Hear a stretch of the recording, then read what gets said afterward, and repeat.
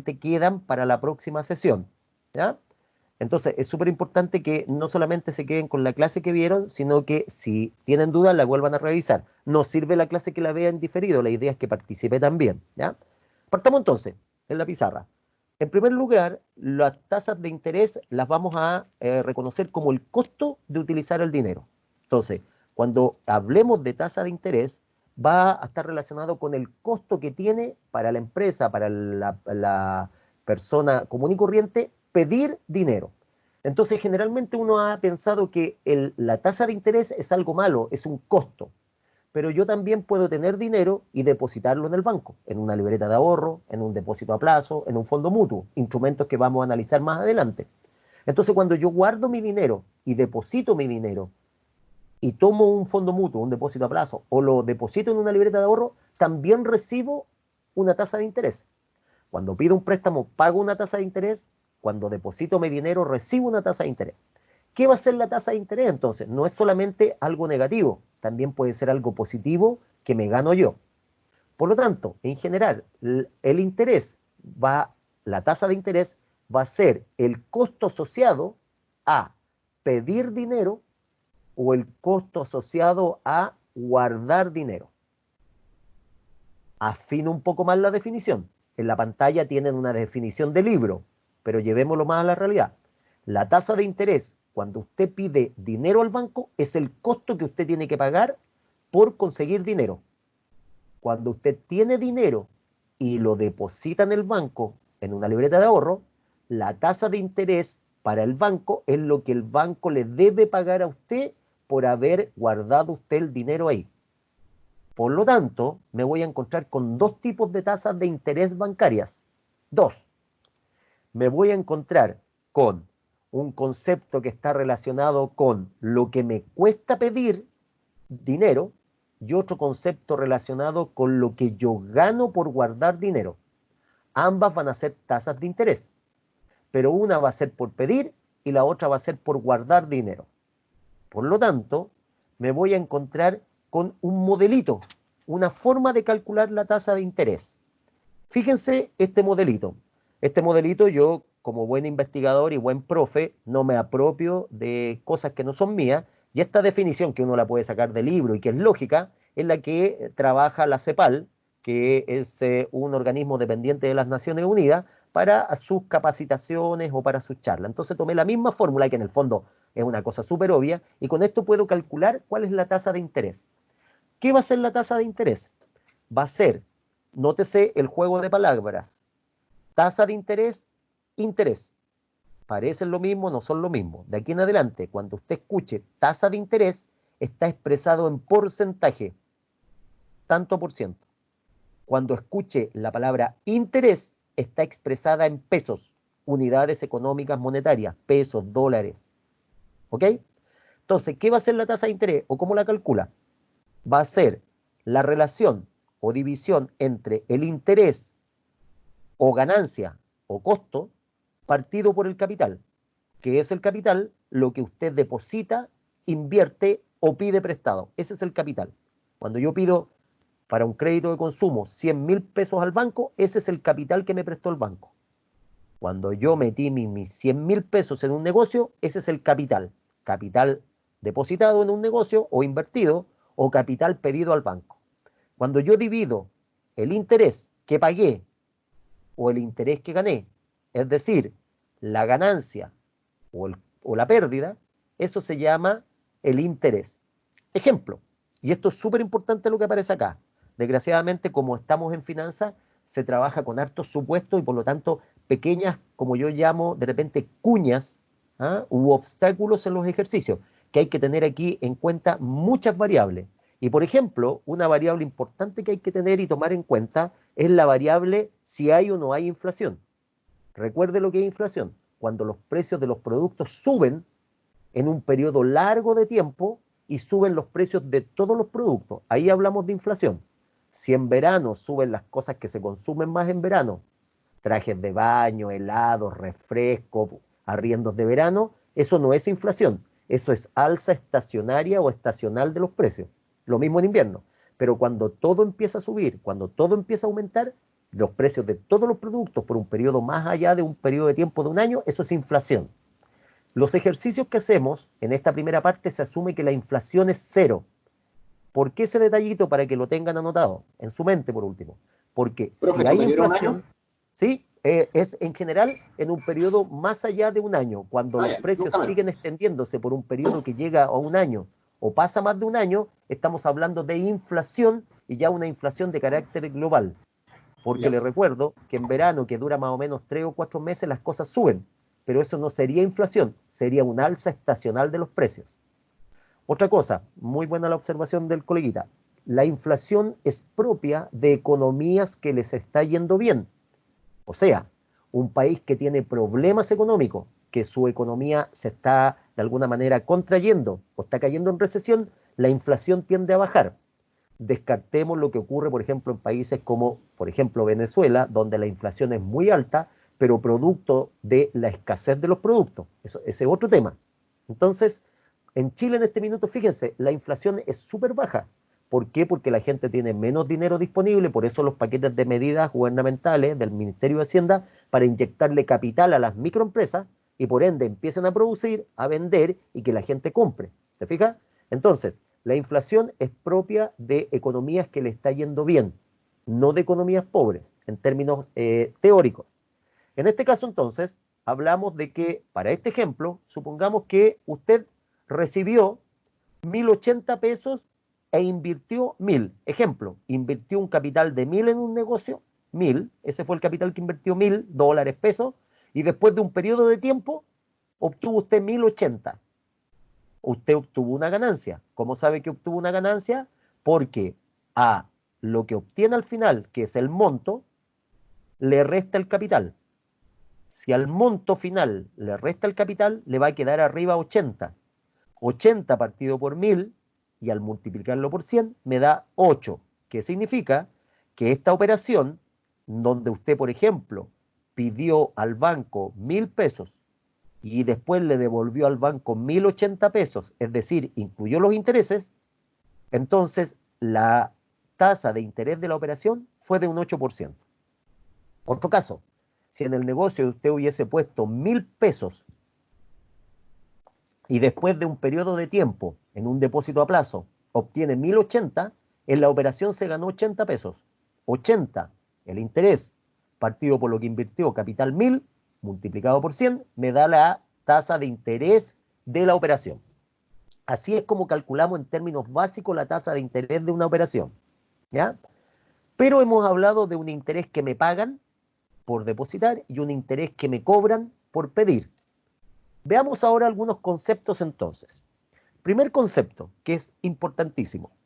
De repente en la televisión usted dice, subió la tasa de interés de los bancos. De repente aparece alguien de los bancos, el presidente de la Asociación de Bancos, que el otro día dio una entrevista muy interesante para CNN y dijo que con el dinero que le van a hacer llegar a los microempresarios, la banca no va a ganar.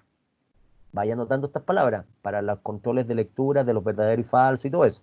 Él dice que el spread del banco va a ser en la práctica nulo o el spread bancario va a ser bajísimo. Nótese, spread bancario va a ser muy bajo, casi nulo, dijo. Lo vamos a ver en 2 minutos qué quiso decir el presidente de la Asociación Nacional de Bancos. Tasa de captación.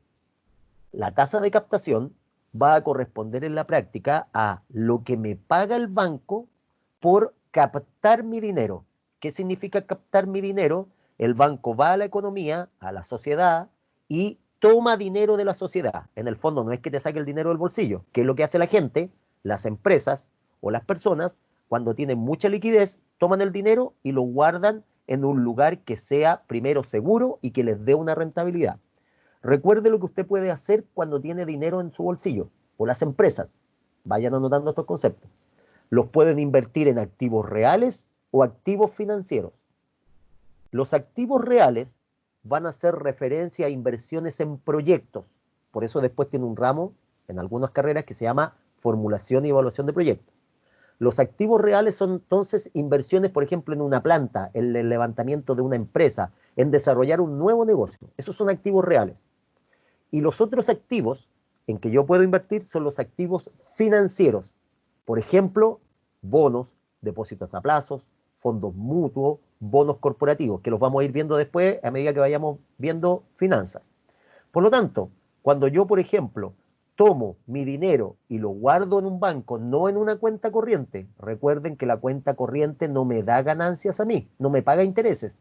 La cuenta corriente no es ni más ni menos que tener la posibilidad de que el banco me guarde el dinero y para eso el banco me da algunos productos o algunos beneficios.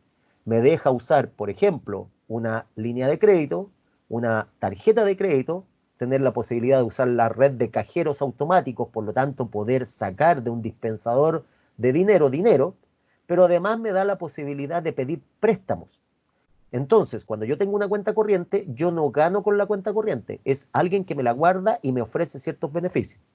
Pero cuando yo tomo mi dinero y lo deposito, por ejemplo, en una libreta de ahorro o en un depósito a plazo, el banco me paga una tasa de interés. El banco me la paga a mí y esa tasa de interés se denomina tasa de captación. Por lo tanto, si tengo la tasa de captación, cuando el banco me paga por guardar mi plata, tengo que tener una tasa o tiene que existir una tasa que el banco me cobre cuando me presta dinero. Y esa es la tasa de colocación. Tasa de captación, cuando yo guardo mi dinero en el banco y el banco me paga una tasa de interés, es decir, me premia con dinero por, comillas, guardar mi dinero. Y dos, cuando yo ahora le tengo que pagar al banco, ¿por qué? Porque me prestó dinero. La tasa de colocación hace referencia a cuando el banco coloca dinero en la economía. Y la tasa de captación, captación, a ver qué me dice, cuando el banco capta desde la economía, es decir, recoge dinero de la economía. Con una gana y con la otra pierde. Con la tasa de colocación el banco gana porque cobra. Con la tasa de captación el banco, comillas, pierde, entre comillas. Los bancos nunca pierden, pero es una manera de decir, porque tiene que pagar porque tú le prestaste dinero o le guardaste dinero en el banco. La diferencia entre tasa de colocación y tasa de captación es la ganancia del banco. Se esperaría entonces, como dice acá, que la tasa de colocación sea mayor que la tasa de captación.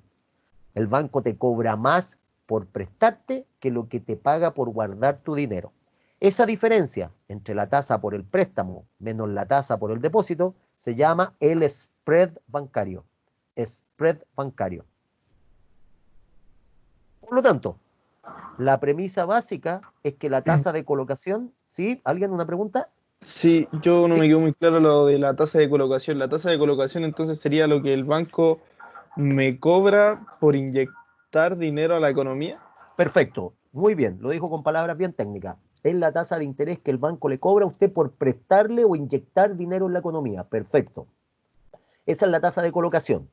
Entonces, cuando usted va al banco y le pide un préstamo para pagar su universidad y dice que por pedir 2 millones le cobra un 4% de interés, ese 4% es la tasa de colocación porque el dinero ha colocado, ha inyectado dinero en la economía. Perfecto, colega. ¿Y cuándo es de captación? Cuando usted llega un año después, porque le ha ido bien, después que empezó a trabajar y tiene dinero acumulado y no lo quiere gastar y va y lo deposita en un fondo mutuo. Entonces el banco le paga una tasa de captación. La diferencia o resta entre esa y esa se llama el spread bancario. Y el spread en el fondo es la ganancia para el banco. Entonces, ¿qué es lo que dijo el presidente de la Asociación Nacional de Bancos cuando el otro día dio una entrevista para CNN en el segmento de mercado financiero? Él dijo, el spread que va a obtener el banco por prestarle dinero a las microempresas es muy bajo. ¿Qué quiso decir entonces el presidente de la Asociación de Bancos? Él dijo, mire, yo le voy a prestar dinero a las empresas. Si han seguido las noticias, recuerde que nuestra participación en esta asignatura conmigo tiene que ser activa, tiene que estar escuchando las noticias. La tasa máxima que por ley se va a fijar para que le presten este dinero que pretende ayudar a las microempresas, a las pequeñas y medianas empresas, para el paquete de ayuda que está dando el gobierno, es una tasa que no puede superar el 3,5%. Le voy a meter una maldad al concepto. Dice 3%, 3,5% nominal. El ministro Briones de Economía habló de nominal. Aquí no hemos hablado todavía de nominal. Después vamos a escuchar otro concepto. Tasa nominal, tasa real. En este minuto eso no lo estamos escuchando. Así que para que lo estén tomando en cuenta. Entonces, ¿qué quiso decir el presidente de la Asociación Nacional de Bancos? Que la ganancia o spread va a ser bajo. ¿Por qué? Porque ellos no van a poder cobrar más allá de un 3,5 tasa de colocación.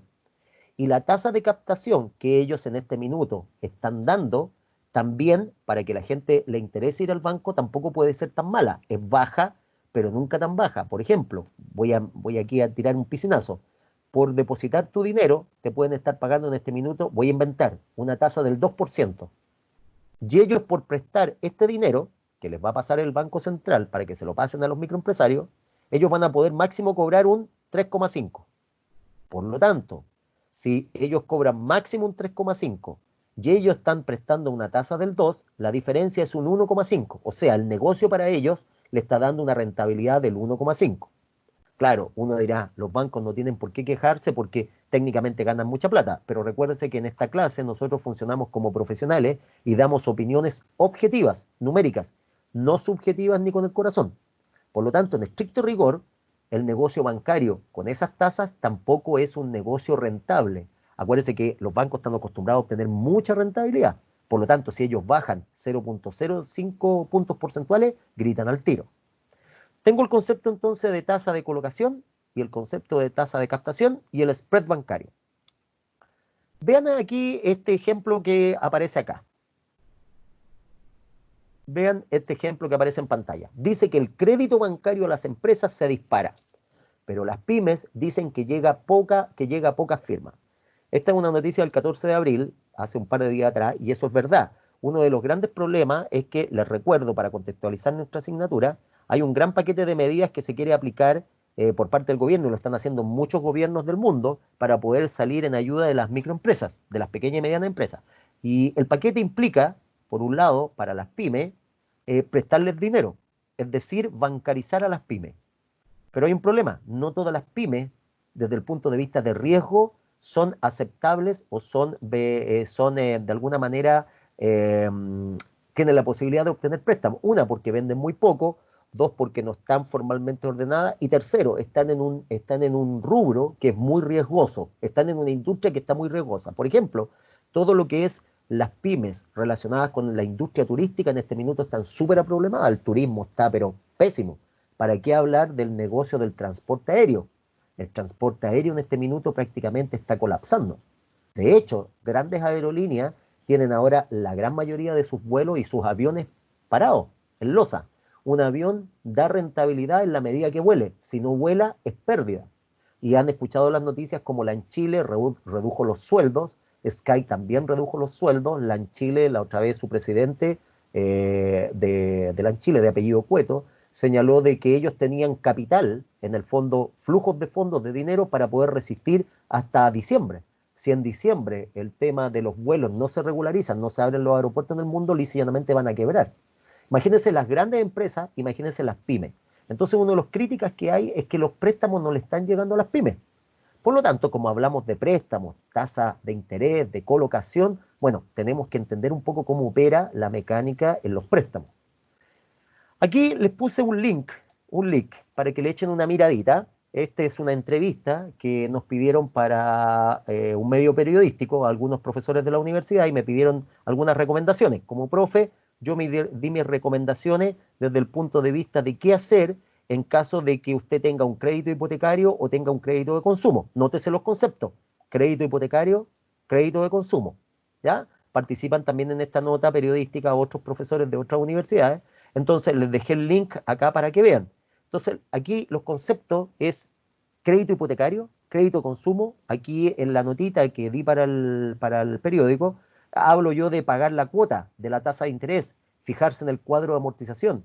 Me pregunta el periodista: profesor, ¿y en qué debe fijarse alguien que va a pedir un crédito? Entonces yo le digo, debe fijarse en el CAE, o carga anual equivalente, en el valor de la cuota, en el saldo capital que debe pagar. Entonces hay un montón de conceptos que la gente de a pie, la gente común y corriente, no maneja, pero sí está involucrada en los préstamos. Imagínese usted que va a ser del mundo de los negocios. Por lo tanto, a partir de eso, veamos el siguiente concepto: amortización de préstamos. Pedimos un préstamo, ya sabemos que si pedimos un préstamo, el banco nos va a cobrar lo que se llama una tasa de colocación. Pensemos que vamos a pedir un préstamo. Entonces yo teóricamente voy a ir pagando el préstamo. ¿Qué va a ser la amortización de un préstamo? La amortización de un préstamo, en el fondo, va a ser la disminución real de la deuda. En la pantalla tienen la definición sacada del libro textual de finanzas que estamos ocupando nosotros, ¿ya? Pero el profe les da la definición que más o menos uno utiliza más cuando trabaja en el mundo de la finanza. Vamos a decir que en términos simples, la amortización de un préstamo es la disminución real de la deuda o del saldo capital. Vamos a ver cómo se calcula la amortización de un préstamo. Por tanto, ¿qué es amortizar un préstamo? Es disminuir el saldo capital o el capital o el préstamo que pedí al banco o a la entidad financiera. Amortizar. Veamos, una vez que tenemos eso, lo siguiente. Tengo que pagar la cuota de un préstamo. ¿Cuánto me sale el valor de la cuota de un préstamo? Para calcular la cuota de un préstamo, nosotros ocupamos una fórmula que uno aprende en un ramo que se llama matemática financiera. Si los coleguitas que me acompañan en esta clase virtual son de asignaturas de carreras, perdón, donde no vieron matemática financiera, no se preocupe, el profe igual lo explica. Los coleguitas que tuvieron matemática financiera como ramo, recuerden lo que vieron en clase.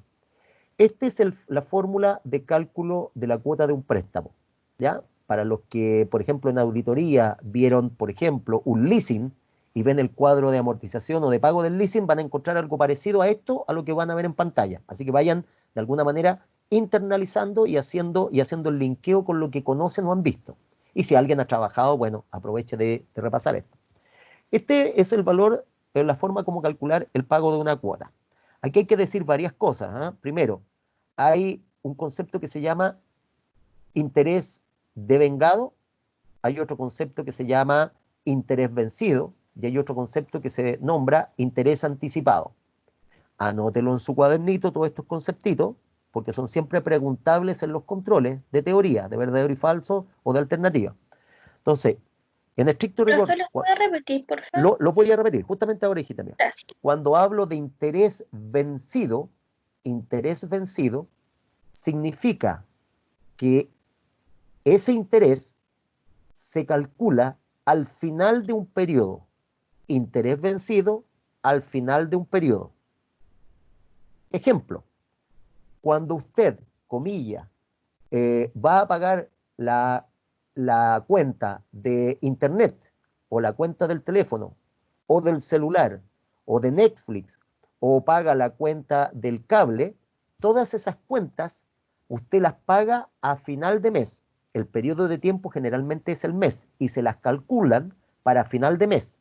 Le cobran un interés, qué sé yo, por el costo asociado y todo eso se calcula para final de mes. Entonces, supongamos que al 30 del mes a usted le llega la cuenta, por ejemplo, de la luz, le llega la cuenta del agua, de internet, del cable. Teóricamente, usted consumió durante el primer día del mes hasta el día 29, pensemos en términos teóricos, y el día 30 le cobran por lo que consumió. Es decir, el cálculo se hizo al final de mes. Cuando ese cálculo se hace al final de mes, se habla de que tiene interés vencido, porque está pagado a final de mes y calculado a final de mes. Otro cuento es que el cliente pague 3 meses después porque no tenía dinero. Ese es otro cuento, ¿ok? Ya. Entonces, cuando hablamos de interés vencido, es calculado al final de un periodo. Cuando hablamos de interés anticipado, es justamente lo contrario. ¿Sí? Eso sería como la luz, el agua. Es justamente los ejemplos que te di. Muy bien, colega. La luz, el agua, el teléfono, todo eso se paga a final de mes después de que usted consumió. Si gastó mucha luz, le cobran la luz a final de mes. Si gastó poca luz, le cobran la luz a final de mes. Eso se llama interés vencido. No es tan así, pero para que entienda la idea, eso es interés vencido. Pero hay otras cuentas que usted paga con una modalidad que se llama interés anticipado o modalidad anticipada. Por ejemplo, teóricamente, bueno, ahora los niños no están yendo al colegio, pero teóricamente el furgón usted lo paga los primeros 5 días del mes. Teóricamente, el furgón donde lleva a sus hijos al colegio, usted lo paga al principio del mes. La universidad, los jardines infantiles, los colegios, teóricamente se los cobran al principio del mes, no después que usted fue a clase, se los cobran al principio. ¿Ya?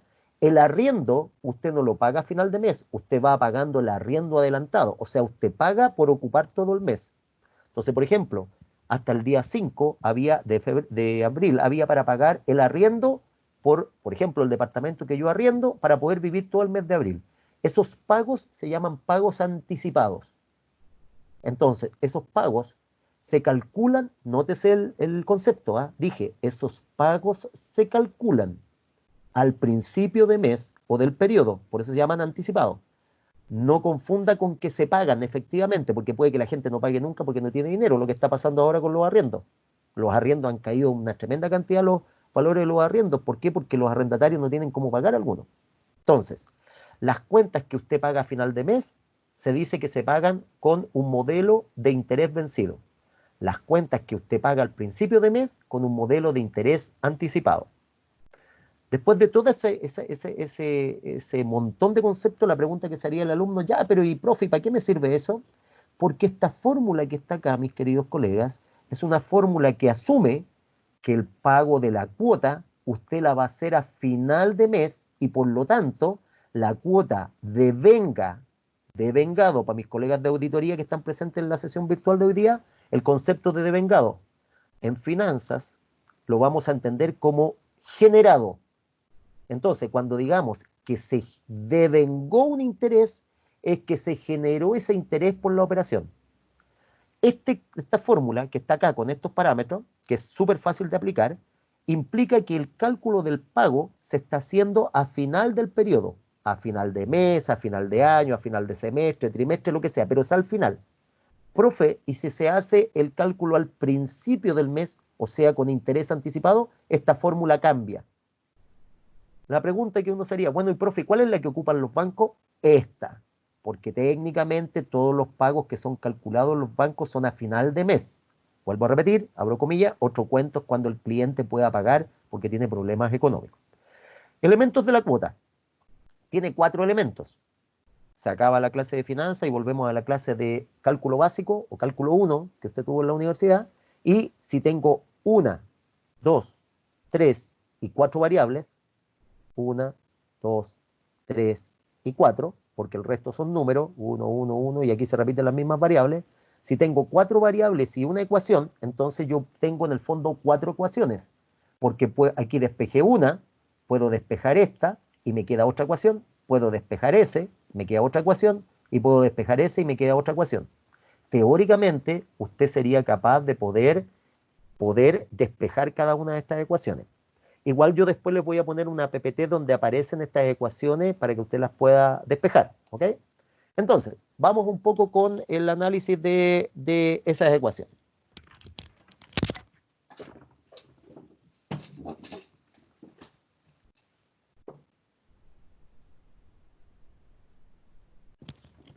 Entonces, ¿qué tenemos? Tenemos en primer lugar el pago. ¿Qué me dice el pago?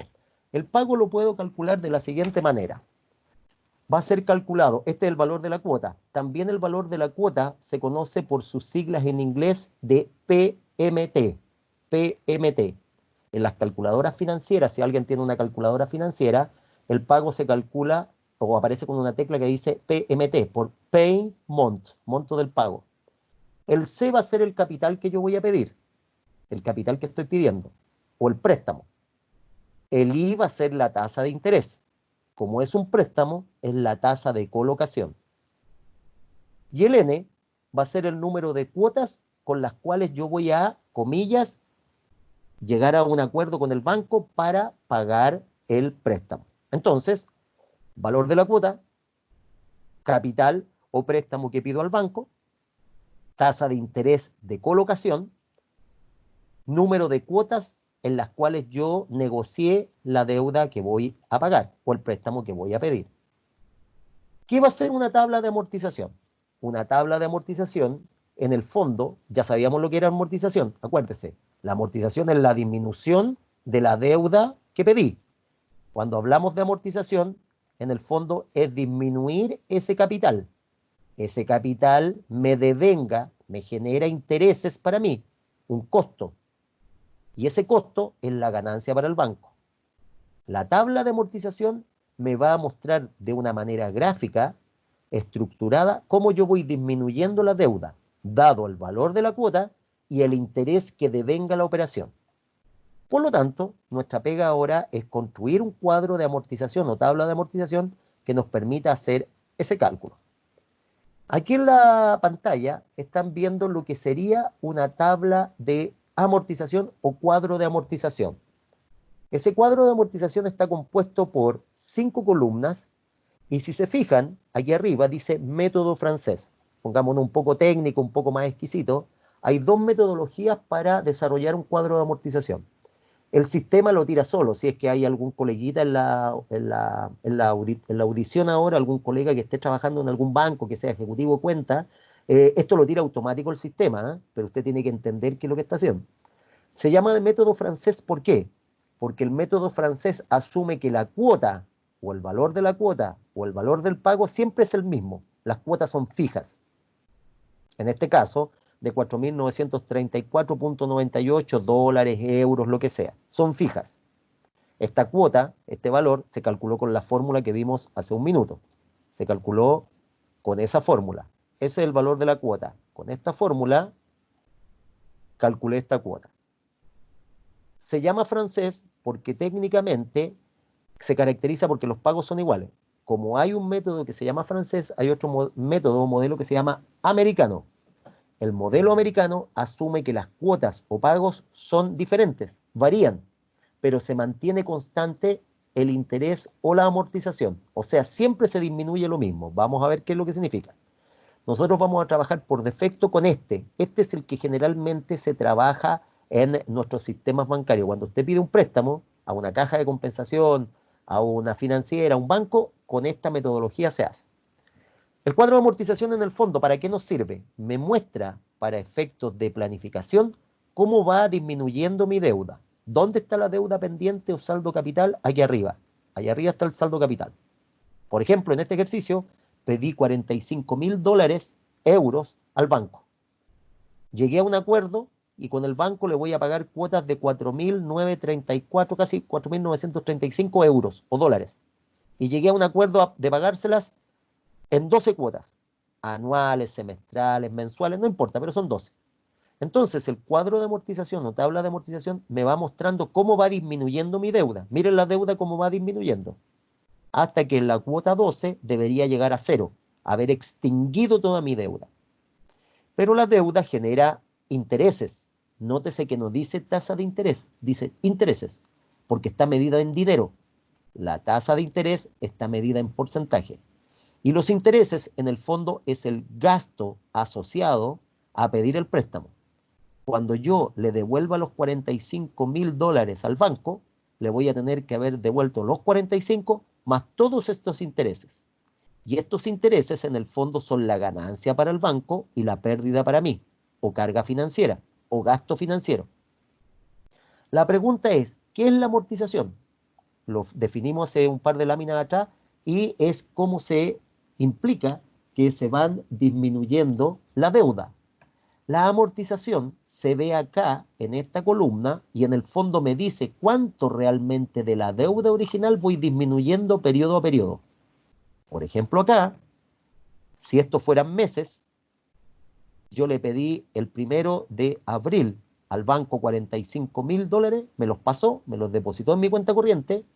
Y como es interés vencido la operación, lo expliqué hace 2 minutos atrás, son vencidos, al final del mes se devengó, se generó por la operación un interés o pérdida para mí, o costo o gasto financiero equivalente a 2025. O sea, al finalizar el mes de abril, el 30 de abril, ¿qué le debo yo al banco? El día 1 de abril me depositó en mi cuenta corriente 45.000 dólares, y 30 días después le debo al banco los 45 más 2.025 dólares por concepto de intereses o ganancias para el banco o pérdidas para mí. ¿Cuánto le debo yo al banco en este minuto? 47.025 pesos o dólares. Pero yo voy a pagar una cuota de 4.900 dólares. Entonces yo debería decir, ¿cuánto le debo al banco si pago 4.000? Simple. Tomo los 45, esa es mi lógica que uno tendría. Tomo los 45, le resto casi estos 5.000 dólares de acá, porque eso es lo que voy a pagarlo por ventanilla, por transferencia bancaria o por cheque, y por lo tanto 45 menos 45, más o menos, me debería dar como 40, un poquitito más de 40.000 y algo, porque eso pagué. Pero miro la tabla de amortización, y dice 42. Pero como si debía 45 y pagué casi 5, debería deber 40. Más de alguien ya entendió la lógica, ¿eh? Entonces uno dice, es que hay un problema. Usted pidió el dinero y durante el mes el dinero que pidió se le tiene que sumar lo que usted tiene que pagar por haber pedido el dinero.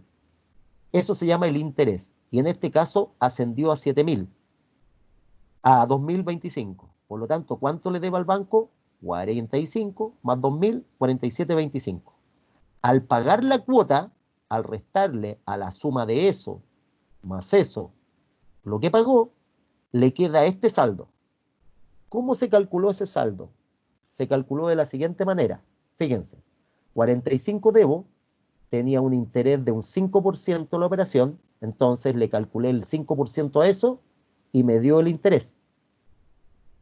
El pago que iba a hacer, le resto el interés, que es lo que creció mi deuda, y realmente de la deuda yo amorticé, disminución real de la deuda, solamente 2.900. Pagué casi 4.950 dólares, pero como la deuda me creció en 2025, en el fondo usted lo que pagó del dinero que va a pagar de la cuota, al final también pagó los intereses. Por lo tanto, realmente de la deuda original o capital, usted disminuyó realmente los 2.900. Aquí es donde debería saltar un coleguita, un alumno, y decirme, oiga, profe, ya muy teórico esto, ¿me puede por favor decir esto dónde yo lo veo normalmente en mi vida real? Mire, esto lo ve usted si es que usted o su papá tiene una cuenta corriente, por ejemplo, o tiene una tarjeta de crédito del retail, Falabella, Almacenes París, por ejemplo.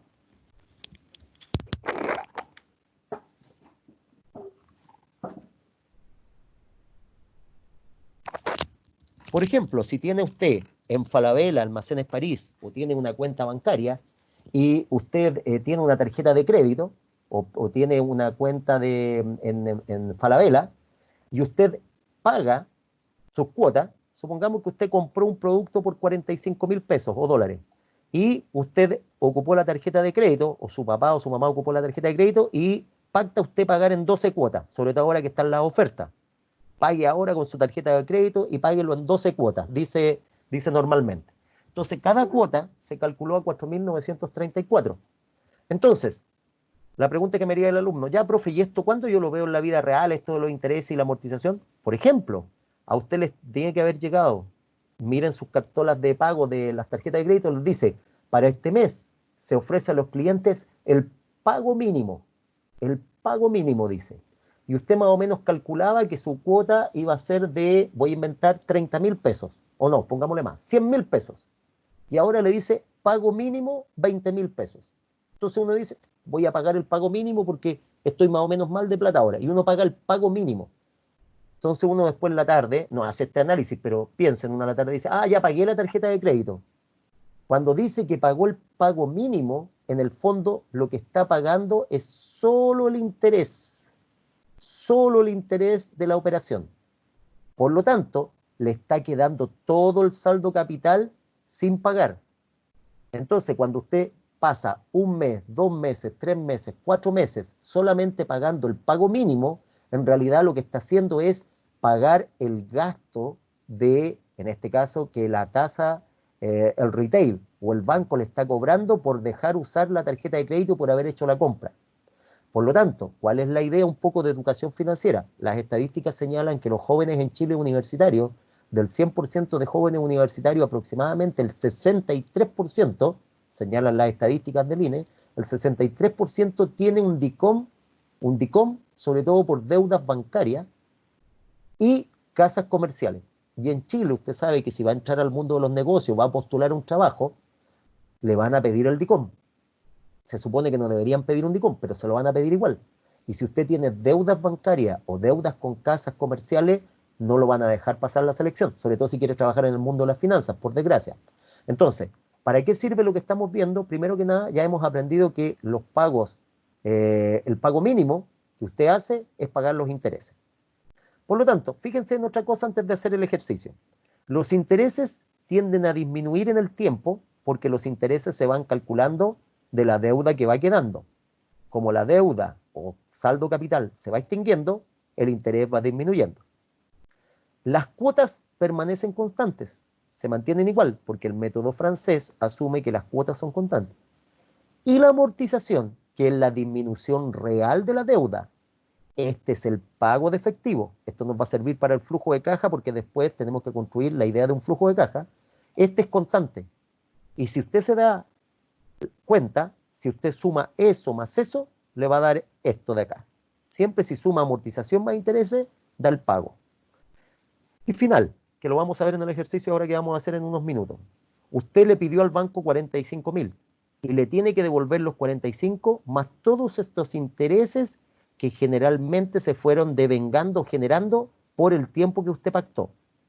Por lo tanto, fíjese, si usted con el Excel suma todo esto que está acá, todo esto que está acá, le va a dar los 45, porque en la parte de la amortización está la disminución real del saldo capital. Y todo esto de acá es la carga o gasto financiero, que es el que después vamos a colocar en el flujo de caja. Para ir cerrando esto, en lo término teórico, vamos entonces con un ejemplo, que es un ejemplo simple, pero que nos permite de alguna manera poder calcular el cuadro o construir un cuadro o tabla de amortización. Vamos entonces con el ejercicio. Nos vamos a ir con este ejercicio. Dice, los dueños de la compañía Milano, dedicada a la fabricación de equipos para clínicas y hospitales, para el año 2000, están evaluando la factibilidad de levantar una nueva planta de producción en la ciudad de Rancagua, la que se sumaría a las otras 2 plantas que ellos tienen en operaciones. Para el financiamiento del proyecto se puede lograr un apalancamiento. Anoten en su cuaderno de apuntes, apalancamiento. Cada vez que escuche la palabra apalancamiento se refiere a financiamiento. Externo dijo en la última vez. Cuando escuchen la palabra apalancamiento está relacionado con financiamiento. Entonces, cuando, por ejemplo, sale hablando el ministro de Hacienda y dice el dinero que se les va a tratar de hacer llegar a los microempresarios, a las pymes, es para apalancar sus negocios, está diciendo para financiar sus negocios.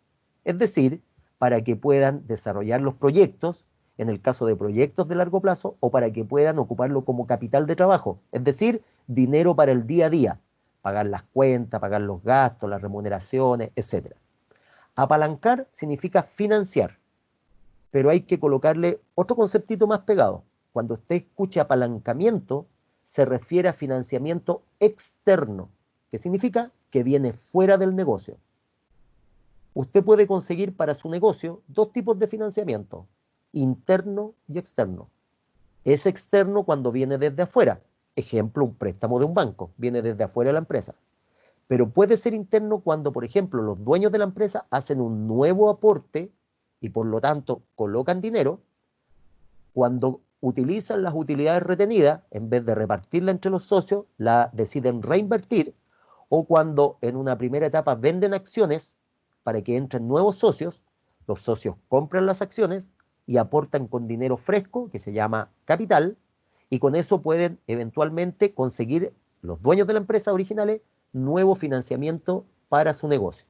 Eso lo vamos a ir viendo con tranquilidad después, pero quiero en estas primeras partes de las materias que manejen harto lenguaje financiero, básico todavía, pero importante. Para el financiamiento del proyecto, dice el caso, se podrá lograr un apalancamiento, financiamiento, ya sabe, externo, con el banco BCI por 13.520.000.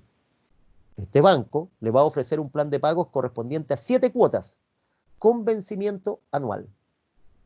Alguien me debería preguntar, profe, pero las cuotas de los préstamos, ¿por qué son anuales y generalmente las cobran mensuales?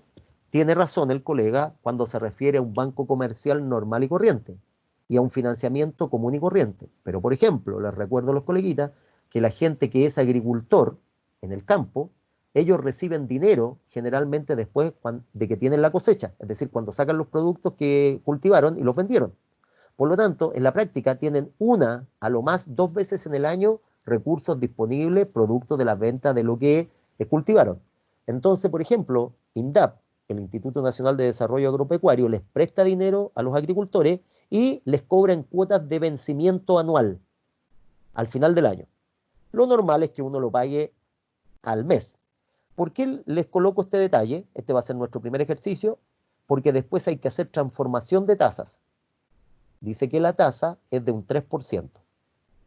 Cuando no nos aparezca ningún apellido al lado de la tasa, me refiero a apellido, palabras tales como 3% mensual, trimestral, semestral, bimestral, cuatrimestral, cuando no aparezca ninguna palabra o concepto aquí al lado después de la tasa, se asume inmediatamente que la tasa es de periodo anual.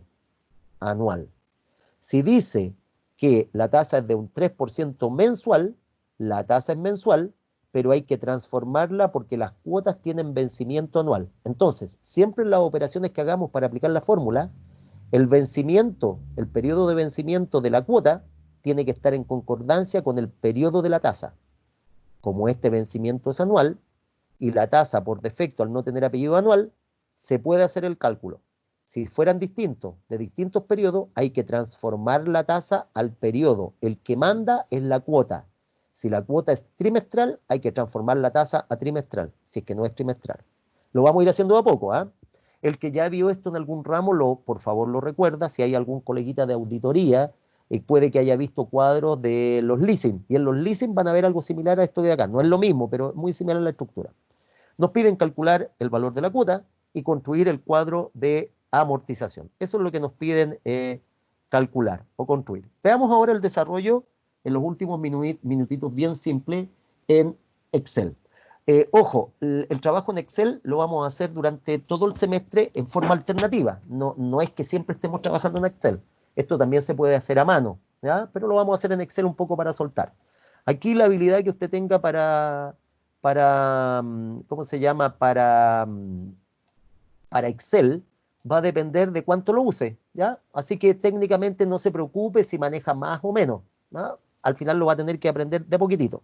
Si no, lo hace a mano. Vamos a ir entonces al Excel que les tengo yo acá. Vamos a ver este ejemplo con el Excel que está acá.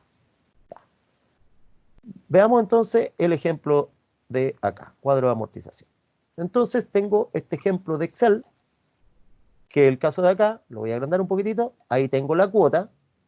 Entonces me piden calcular el valor de la cuota, ahí tengo la fórmula, y construir el cuadro de amortización. Entonces lo vamos a hacer en Excel. La idea es que para las próximas clases, como siempre vamos a tener algún cálculo, hay algunas cápsulas académicas que le voy a subir yo, donde yo voy a filmar, me voy a filmar a mí, donde el profe hace el ejercicio en la pizarra con lápices y todo lo que hace normal.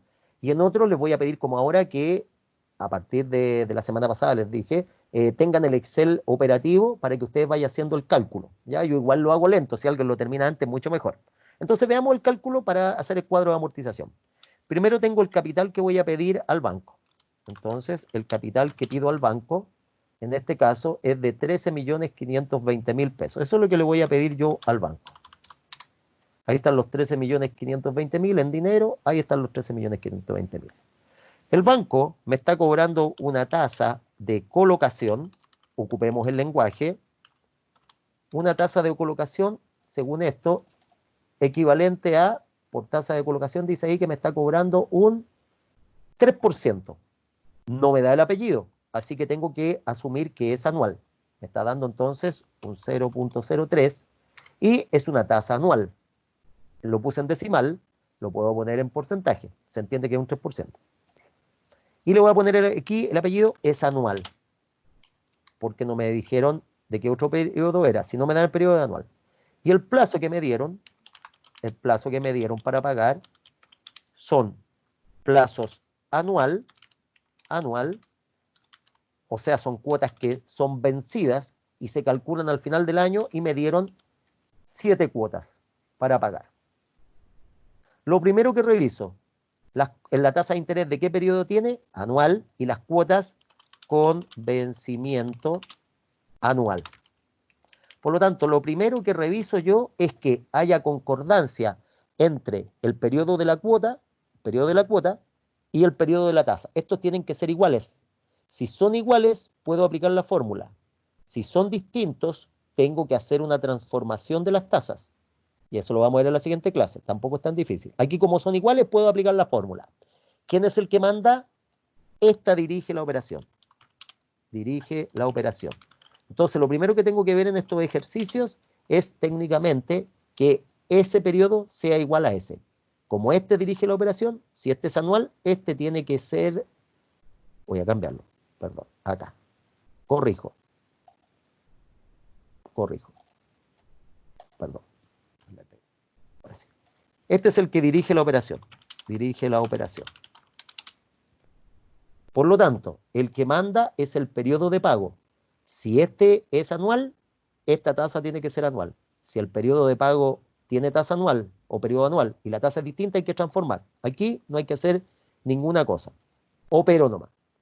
Veamos el cálculo. Aquí es uso de Excel, ¿eh? Así que el que pueda manejarlo mejor, lo puede hacer de mejor manera. Entonces, la fórmula me dice 1 más la tasa de interés elevado a n. Entonces voy a poner la primera parte. Voy a poner 1 más la tasa de interés. Y eso lo voy a escribir aquí al lado.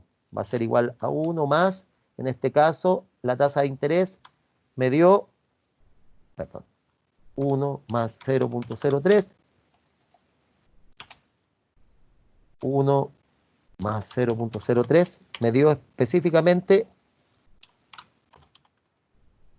1.03. ¿Ya? Ahí me dio 1.03 y sumé ambas cosas. Ahora me dice, tome la tasa de interés más 1 y eleve a n. Entonces voy a elevar esto a elevado a n. Entonces lo voy a poner acá. Igual a eso elevado a, en este caso, al número de cuotas 7. O sea, 1.03 por 1.03 por 1.03, 7 veces. Y el resultado me da esto de acá. Voy a poner con 4 decimales para no tener tanto. Tengo la parte de arriba. 1 más la tasa elevado a específicamente al 7. Me dio eso. Ahí está elevado a 7. Y aquí al lado voy a dejar el resultado de todo esto multiplicado por la tasa. Igual a esto por 0.03. Y eso me da esto de acá. El coleguita lo puede hacer de una manera que más le acomode, ¿eh? Yo lo hice aquí de manera más visual nomás, entonces aquí aparece la parte de arriba. Si usted se fija, he completado la parte de arriba de la fórmula. La parte de abajo es lo mismo, exactamente lo mismo, pero en vez de multiplicar por i, se le resta 1.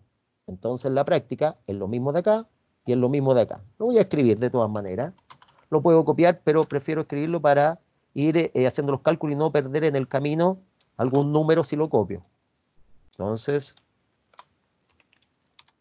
tengo lo mismo, ¿se fija? Y en esta última parte de acá es menos 1. Entonces es eso menos 1. Entonces fíjese lo que me quedó. Aquí tengo la parte de arriba, el numerador, acá tengo el denominador. Los cálculos son hiper básicos. Cuando digo básico, no porque sean una cosa hiper simple.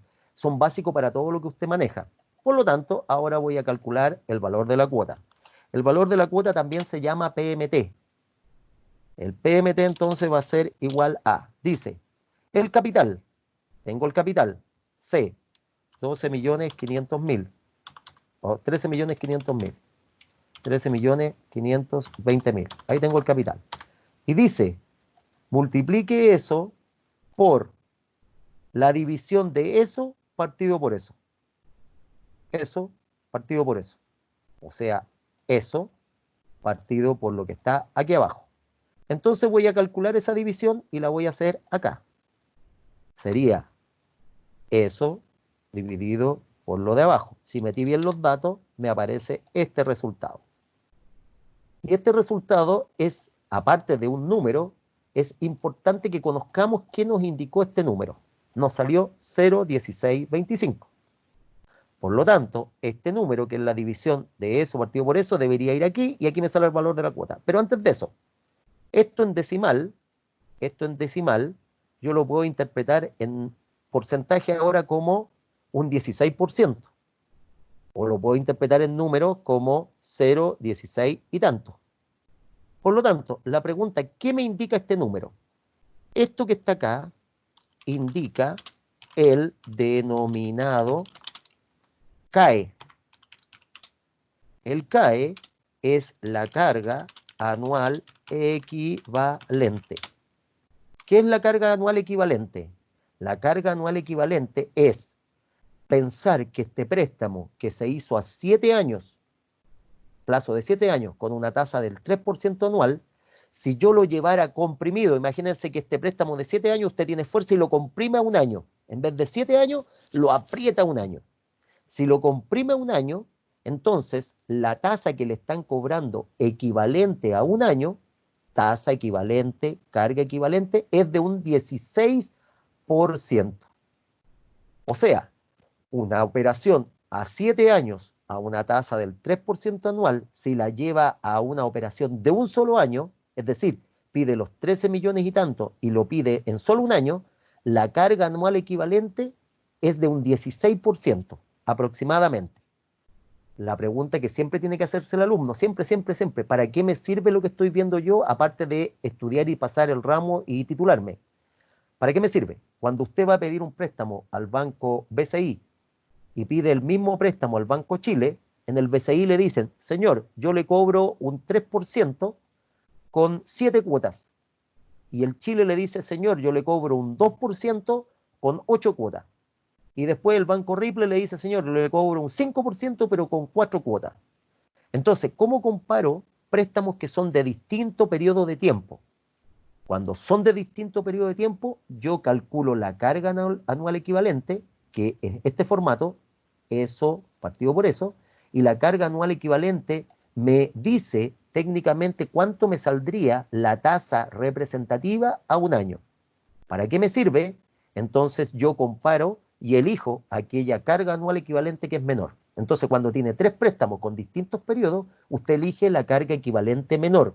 Eso desde el punto de vista de costo. Otro cuento es que el banco no le presta a usted porque no reúne las condiciones. ¿Ah? Esa es otra cosa. Profe, ¿Listo? Sí, ¿le pregunte. podría hacer una consulta con el tema de la carga anual equivalente? Sí. En la fórmula sería la división de 1 más i elevado a n. Sí, por I. Acuérdese que llegamos ya hasta el final. La carga anual equivalente. Claro. Eso sin el capital. Sin el capital. Solamente. Ah, Aquí voy a poner, incluso lo voy a poner aquí. Aquí voy a poner multiplicado por el CAE. Aunque sea súper latero todo detalle, pero para que se entienda dónde apareció. Por el CAE. Y aquí me va a dar el PMT. Entonces lo voy a escribir acá. Entonces, ahora voy a escribir acá el PMT. Entonces, el PMT va a ser igual a los 13.520.000, los 13.520.000 igual a eso, multiplicado por la carga anual equivalente, que en el fondo es toda esta relación de división. Y al multiplicar los 13 millones el capital por la carga anual equivalente o la división de eso partido por eso, nos da como resultado eso que está ahí. Si eso yo lo llevo a pesos, entonces quiere decir que voy a pagar 7 cuotas de aproximadamente cada cuota 2.170.000. Si usted se fija y multiplica 7 por 2.170.000 y tanto, va a dar más que los 13 millones.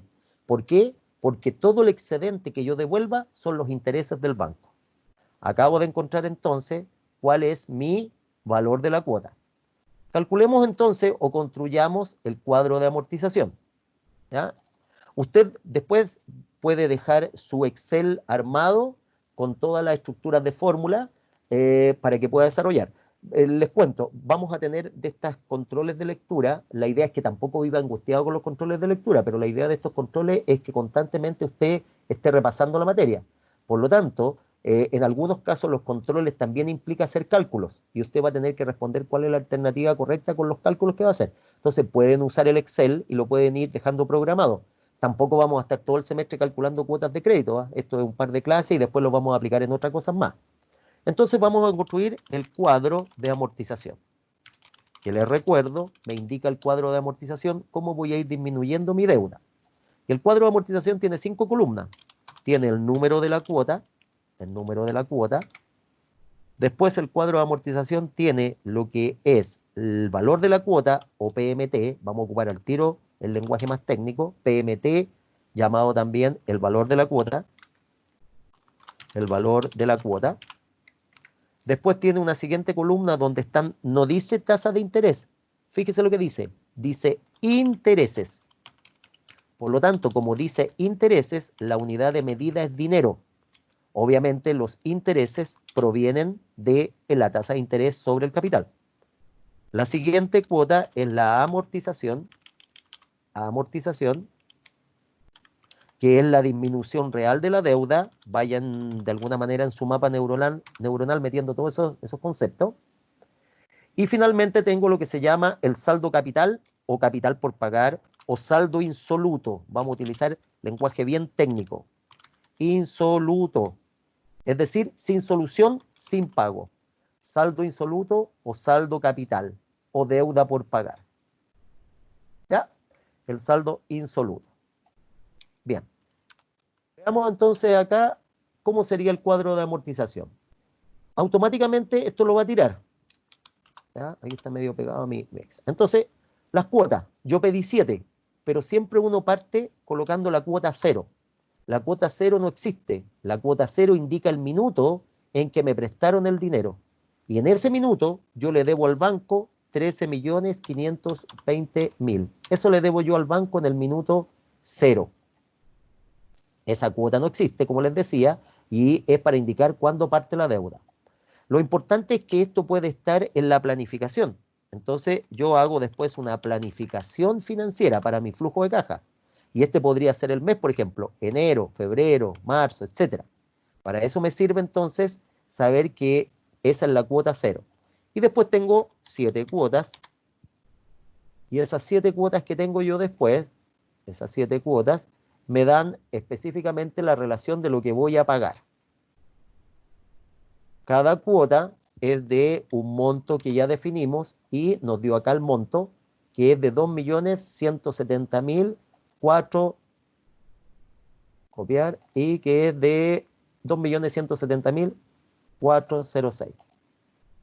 Entonces, acá va el valor de la cuota que yo voy a colocar y ese valor de la cuota es por el monto que nos dio, que en este caso es, lo voy a poner acá, que está 2.170.046. Lo voy a escribir acá.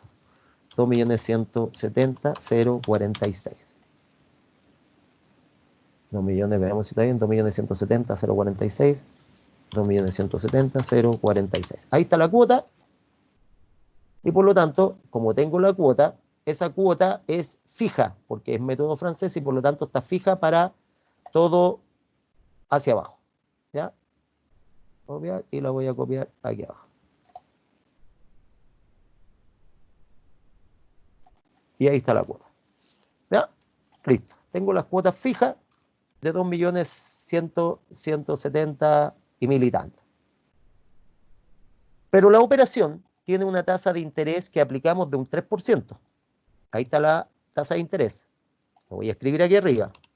Usted después puede manejar el Excel de mejor manera, como quiera. ¿Ya? Entonces, empezamos. Yo le debo al banco 13.520.000. Pasa el primer mes, como es interés vencido, ¿qué le debo al banco? Le debo lo que me prestó y devengo un interés. Y ese interés fue de, en este caso, 0.03.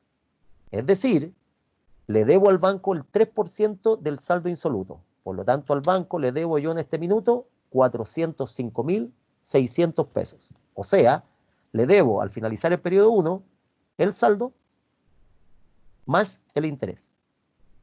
Yo voy a pagar una cuota de 2 millones y tanto, pero ya mi deuda creció en esto. Por lo tanto, estos 2 millones no van a ir directo a rebajar el saldo insoluto o saldo por pagar, sino que lo que realmente voy a disminuir de la deuda es la llamada amortización. Eso es lo que realmente va a disminuir la deuda. Para efectos de flujo, sí voy a pagar esto, pero como la deuda creció en esto, la amortización me va a decir realmente cuánto disminuí. ¿Y cómo calculo la amortización? Tomo el valor de la cuota y le resto los intereses.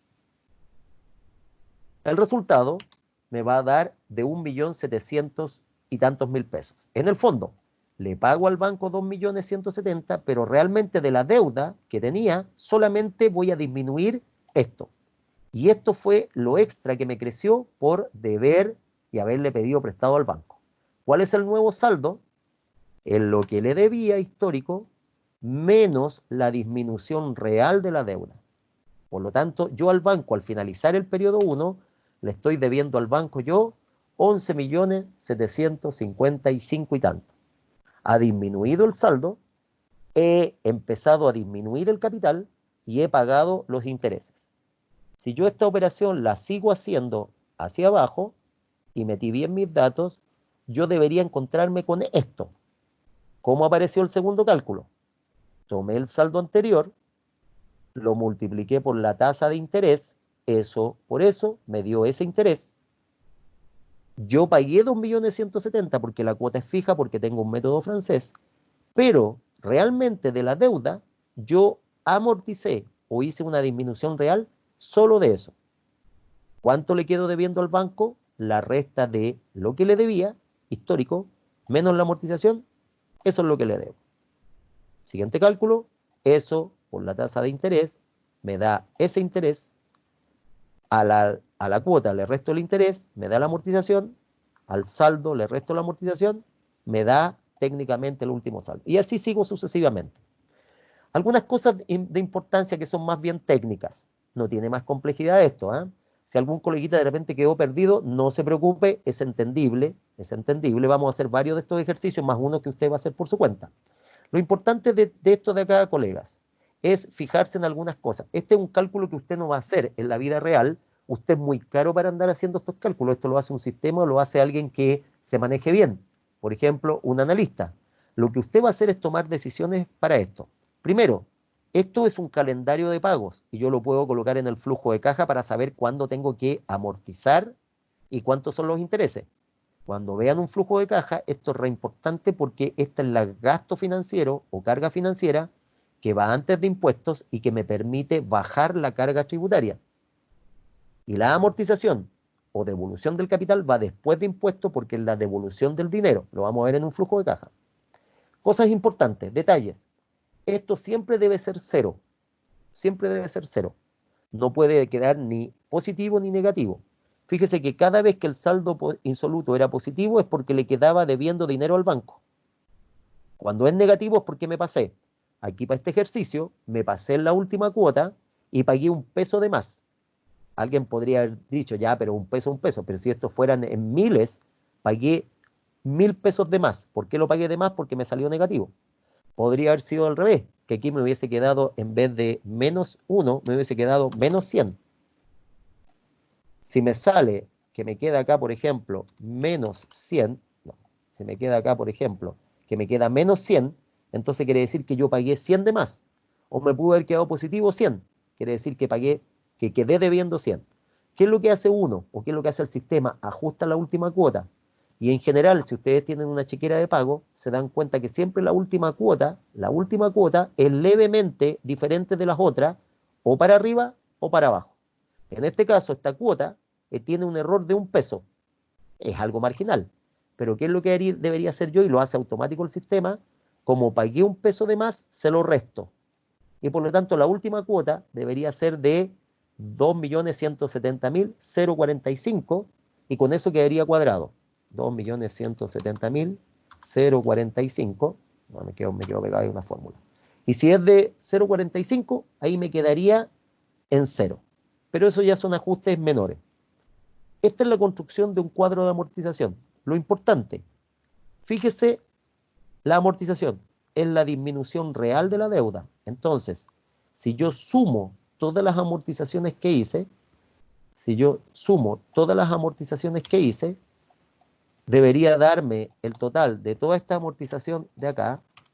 Dame un segundito, voy a cerrar un poco acá, que me está tirando un pequeño detalle, mi Excel, pero es mi Excel, ¿eh? Déjame corregir esto en mi Excel. Entonces, lo voy a corregir acá en mi Excel. Tengo el Excel pegado. Un segundito acá, déjame ver mi Excel.